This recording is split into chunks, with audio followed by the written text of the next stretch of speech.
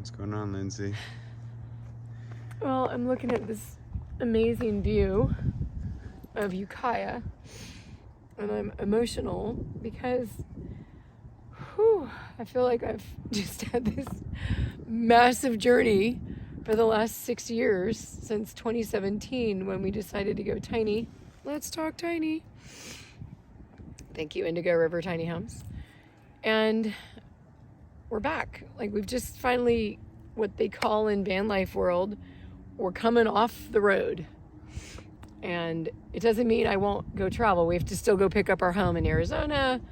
We have other shows. We're just gonna take all this Colorado, Arizona, the last 5-6 years, which is what we originally wanted, right? 100%, Eric and I wanted to travel.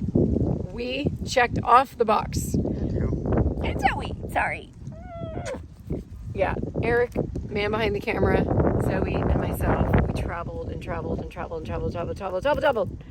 And it's wonderful. I love seeing new things. I feel like I know parts of Arizona I've never known before. I know parts of Colorado I've never known before that are just in my heart.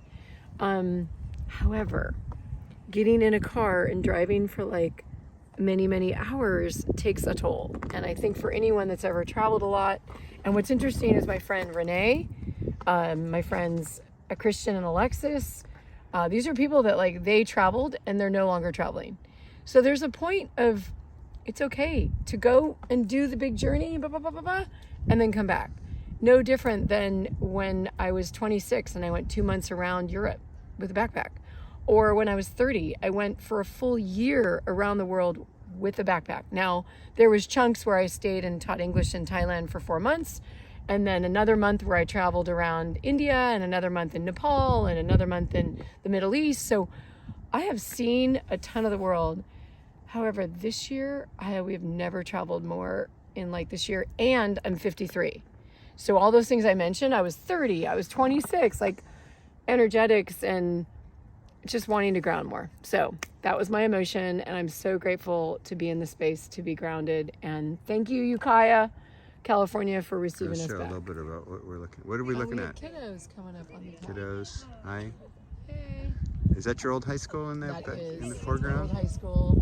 Now let me share one more thing. What I'm so excited about being place-based, like I'm here now, is I can deepen into the community. I can connect. I can say this is it. Doesn't mean I'll never travel. I have the travel bug in me. I was raised as an army brat, moved 5 times before I was 10. One of them was Germany, New York, Missouri, and then finally California. So, and Texas in there.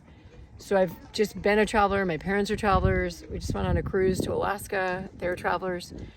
So I love the travel and being able to see culture. And then I also love just, being place-based. It also has an environmental impact, driving around has the impact of releasing fumes into the world. So